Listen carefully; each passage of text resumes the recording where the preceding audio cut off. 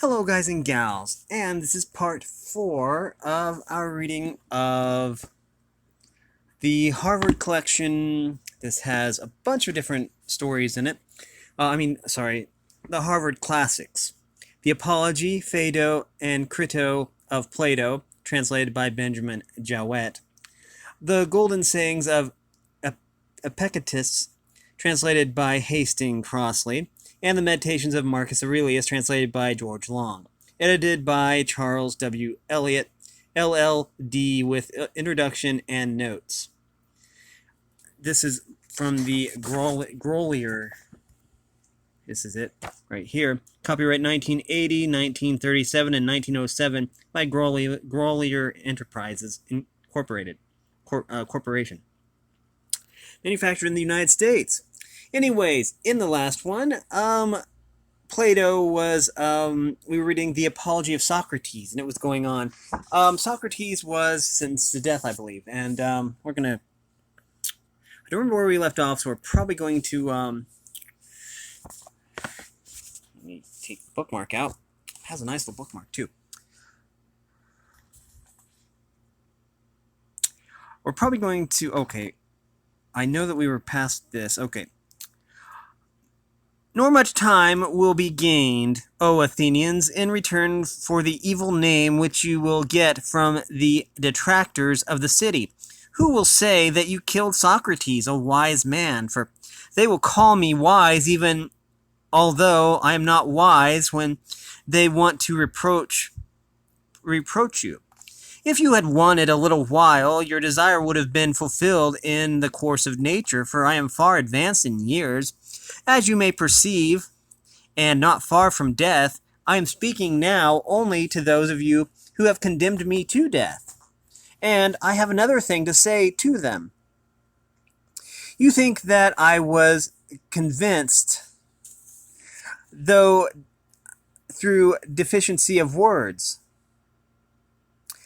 I mean that if I had thought fit to leave nothing undone, nothing unsaid, I might have gained an acquittal. Not so. The deficiency which led to my conviction was not of words, certainly not. But I had not the boldness or impudence or inclination to address you as you would have liked me to address you, weeping and wailing and lamenting, and saying and doing many things which you have been accustomed to hear from others, and which, as I said, are unworthy of me. But I thought that I ought not to do anything common or mean in the hour of danger, nor do I now repent of the manner of my defense, and I would rather die, having spoken after my manner, than speak in the manner and live. In your manner and live. For neither in war nor yet at law ought any man to use every way of escaping death. For often in battle there is no doubt that if a man will throw away his arms and fall on his knees before his pursuers, he may escape death. And in other dangers, there are other ways of escaping death, if a man is willing to say and do anything. The difficulty, my friends, is not in avoiding death, but in avoiding unrighteousness, for that runs faster than death. I am old and move slowly, and the slower runner has overtaken me, and my accusers are keen and quick, and the faster runner, who is unrighteousness, has overtaken them. And now I depart hence condemned by you to suffer the penalty of death. And they, too, go their ways condemned by the truth to suffer the penalty of villainy and wrong. And I must abide by my award. Let them abide by theirs. I suppose that these things may be regarded as fated, and I think that they are well. And now, O men, who have condemned me, I will feign prophecy to you, for I am about to die, and that is the hour in which men are gifted with prophetic power. And I prophesy to you, who are my murderers, that immediately after my death, punishment, far heavier than you have inflicted on me, will surely await you. Me you have killed because you wanted to escape the accuser, and not to give an account of your lives. But that will not be as you suppose, far otherwise. For I say that there will be more accusers of you than there are now, accusers whom hitherto I have restrained. And as you are younger, they will be more severe with you, and you will be more offended at them. For if you think about, will be more offended at them. For if you think that by killing men you can avoid the accuser censoring your lives, you are mistaken. That is not a way of escape which is either possible or honorable. The easier and noblest way is not to be crushing others, but to be improving yourselves. This is the prophecy which I utter before my departure to the judges who have condemned me. Friends, who would have acquitted me, I would like also to talk with you about this thing which has happened. While the magistrates are busy, and before I go to the place at which I must die, stay then a while, for we may as well talk with one another while there is time. You are my friends, and I should like to show you the meaning of this event which has happened to me. O my judges, for you I may truly call judges, I should like to tell you of a wonderful circumstance.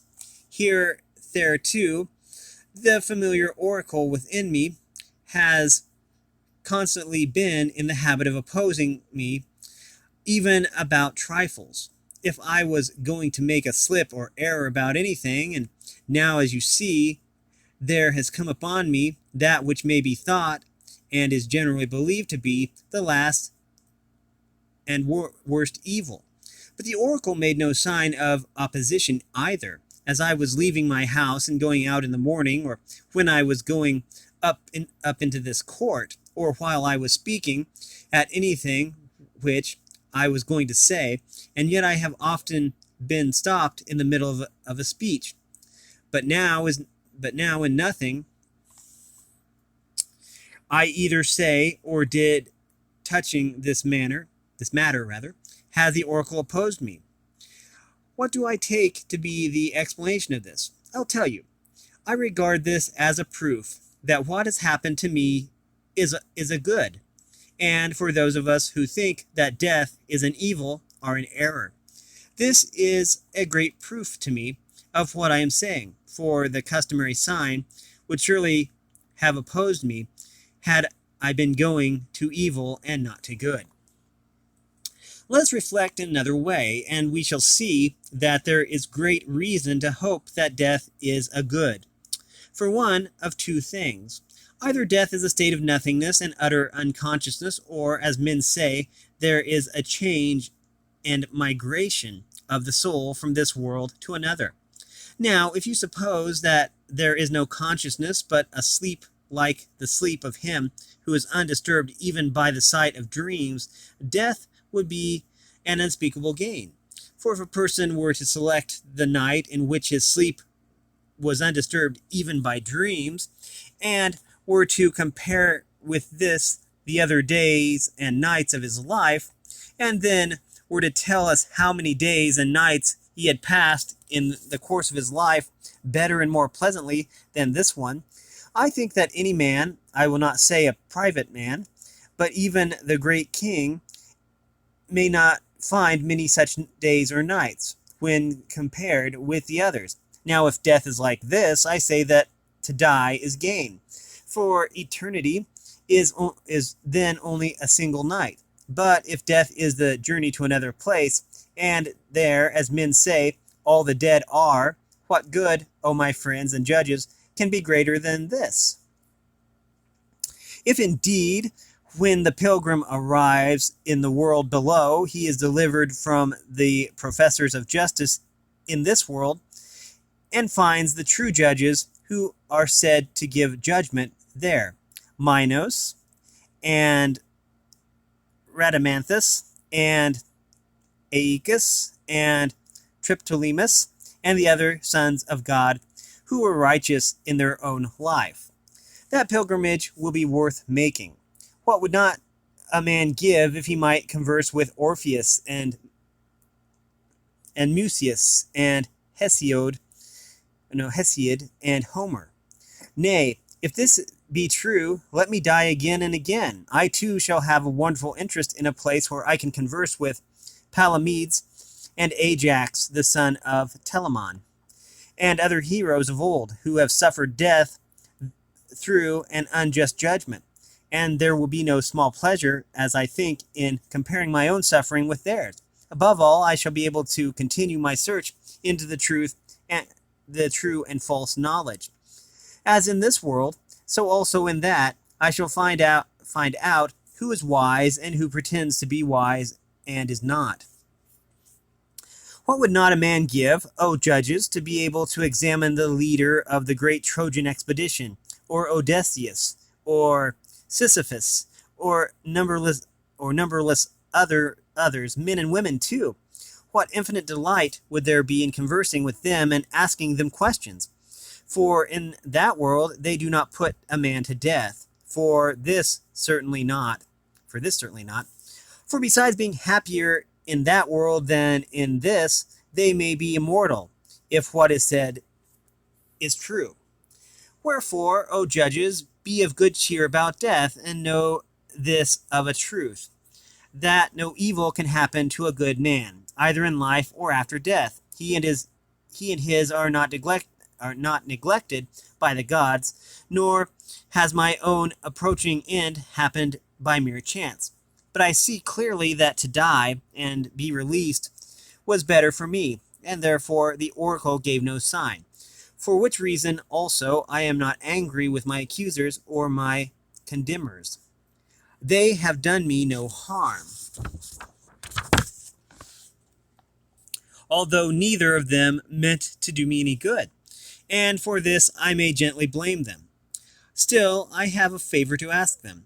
When my sons are grown up, I would ask you, O my friends, to punish them, and I would have you trouble them, as I have troubled you.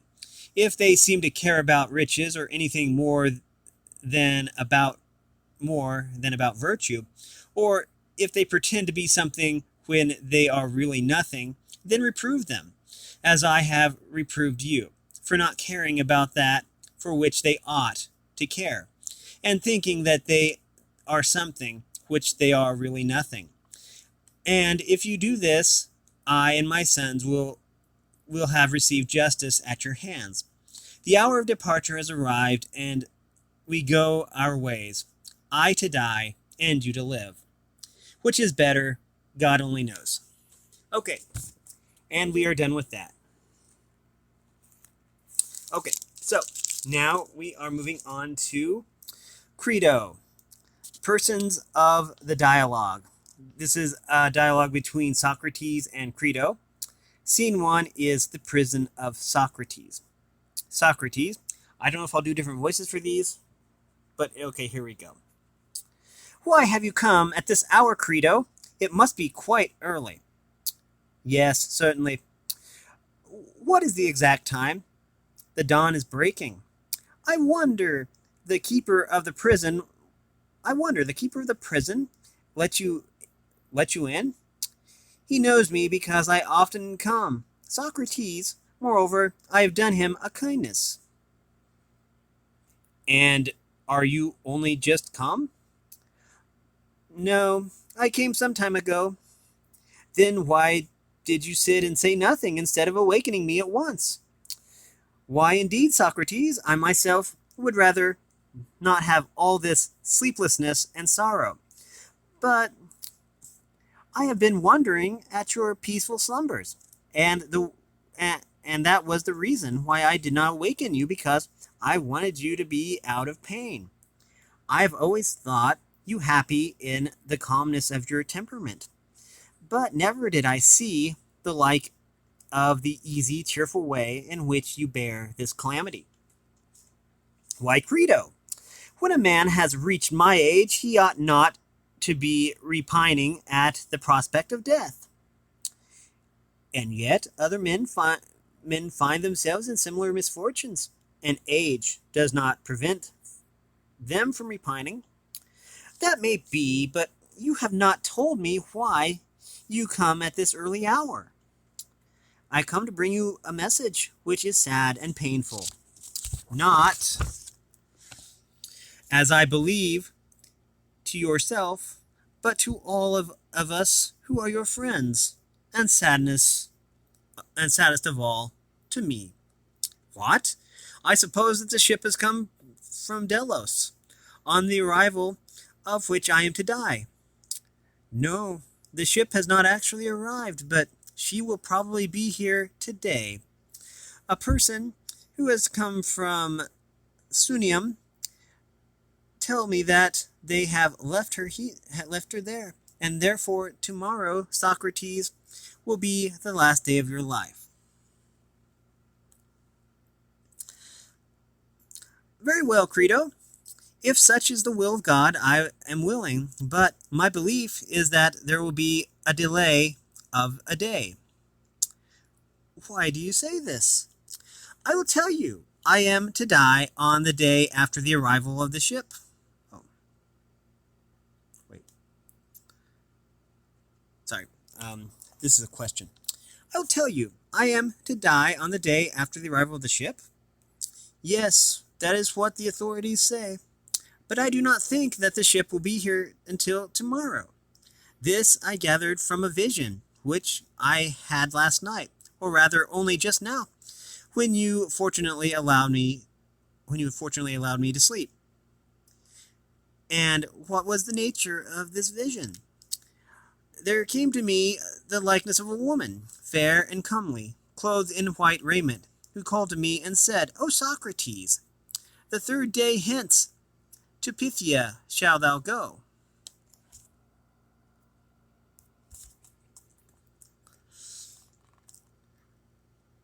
What a singular dream, Socrates. There can be no doubt about the meaning, Crito, I think. Yes, the meaning is only too clear, but, oh, my beloved Socrates, let me entreat you once more to take my advice and escape, for if you die, I shall not only lose a friend who can never be replaced, but there is another evil. People who do not know you and me will believe that I might have saved you if I had been willing to give money, but that I did not care. Now, can there be a worse disgrace than this? That I should be thought to value money more than the life of a friend? For the many will not be persuaded that I wanted you to escape and that you refused. But why, my dear Crito, should we care about the opinion of the many? Good men, and they are the only persons who are worth considering, will think of these things truly as they happened. But do you see, Socrates, that the opinion of the many must be regarded as is evident in your own case, because they can do the very greatest evil to anyone who has lost their good opinion. I only wish, Crito, that they could, for then they could also do the greatest good, and that would be well. But the truth is that they can do neither good nor evil. They cannot make a man wise or make him foolish, and whatever they do is the result of chance. Well, I will not dispute about this, but please, to tell me, Socrates, whether you are not acting out of regard to me and your other friends. Are you not afraid that if you escape hence we may get into trouble with the informers for having stolen you away and lose either the whole or the greater part of our property, or that even a worst evil may happen to us? Now, if this is your fear, be at ease, for in order to save you, we ought surely to run this or even a greater risk. Be persuaded, then, and do as I say. Yes, Crito, that is one fear which you mentioned, but by no means the only one. Fear not. There are persons who, at no great cost, are willing to save you and bring you out of prison. And as for the informers, you may observe that they are far from being exorbitant in their demands. A little money will satisfy them. My means, which, as I am sure, are ample, are at your service. And if you have a scruple about spending all mine, here are strangers who will give you the use of theirs. And one of them, Simmias, the Theban, has brought a sum of money for this very purpose, and Sebes and many others are willing to spend their money too. I say, therefore, do not on their account hesitate about making your escape, and do not say, as you did in the court, that you will have a difficulty in knowing what to do with yourself if you escape. For men will love you in other places to which you may go, and not in Athens only. There are friends of mine in Thessaly, if you like to go to them, who will value and protect you, and no Thessalian will give you any trouble. Nor can I think that you are justified, Socrates, in betraying your own life, when you might be saved. This is playing into the hands of your enemies and destroyers, and moreover, I should say that you were betraying your children, for you might bring them up and educate them, instead of which you go away and leave them, and they will have to take their chance. And if they do not meet with the usual fate of orphans, they will be small. There will be small thanks to you. No man should bring children into a world who is unwilling to preserve to the end in their nature and education. But you are choosing the easier part, as I think, not the better and manlier, which would rather have become one who professed virtue in all his actions, like yourself. And indeed, I am ashamed not only of you, but of us who are your friends, when I reflect that this entire business of yours will be attributed to our want of courage. The trial need never have come on, or might have been brought to another issue, and the end of all, which is the crowning absurdity, will seem to have been permitted by us, through cowardice and baseness, who might have saved you, as you might have saved yourself, if we had been good for anything, for there was no difficulty in escaping, and we did not see how disgraceful, Socrates, and also miserable, all this will be to us as well as to you. Make your mind up then, or rather have your mind already made up, for the time of deliberation is over, and there is only one thing to be done, which must be done, if at all, this very night, and which any delay will render all but impossible. I beseech you, therefore, Socrates, to be persuaded by me, and to do as I say.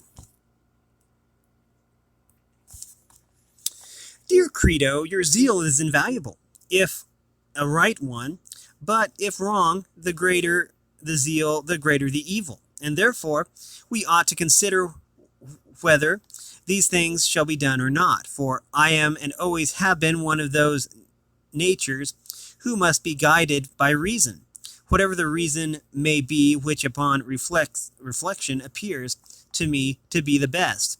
And now that this fortune has come upon me, I cannot put away the reasons which I have before given. The principle which I have hitherto honored and revered, I still honor. And unless we can find other and better principles on the instant, I am certain not to agree with you. No, not even if the power of the multitude could inflict many more imprisonments, confiscations, deaths, frightening us like children with hobgoblin terrors. But what will be the fairest way if we consider the question? Shall I return to your old argument about the opinion of men, some of which are to be regarded, and others, as we were saying, are not to be regarded? Now, were we right in maintaining this before I was condemned? And has the argument which was once good now proved to be talk for the sake of talking? In fact, an amusement only, and altogether vanity. That is what I want to consider with your help, Crito. Whether under my present circumstances the argument appears to be in any way different or not, and and is to be allowed by me or disallowed. This argument, which, as I believe, is maintained by many who assume to be authorities, was to the effect, as I was saying, that the opinion of some men are to be regarded, and of other men not to be regarded. Now you, Crito, are a disinterested person who are not going to die tomorrow. At least there is no human possibility of this, and you are therefore not liable to be deceived by the circumstances in which you are placed. Tell me, then, whether I am right in saying that some opinions, and the opinions of some men only, are to be valued, and other opinions, and the opinions of other men, are not to be valued. I ask you whether I was right in maintaining this. We're going to stop this right here. I'll have to remember what the voices are if I do the voices. But okay. Anyways, we've been reading from the Harvard Classics. We finished off the Apology of Plato. The Apology of Socrates by Plato, and we started reading Crito. So, yeah. If you like this content, make sure you like and subscribe, ring the bell so you know when I upload. Also, support me in any way, or if you want to join the Discord server, all the information will be in the description below. As always, thanks for watching, everyone, and have a great day.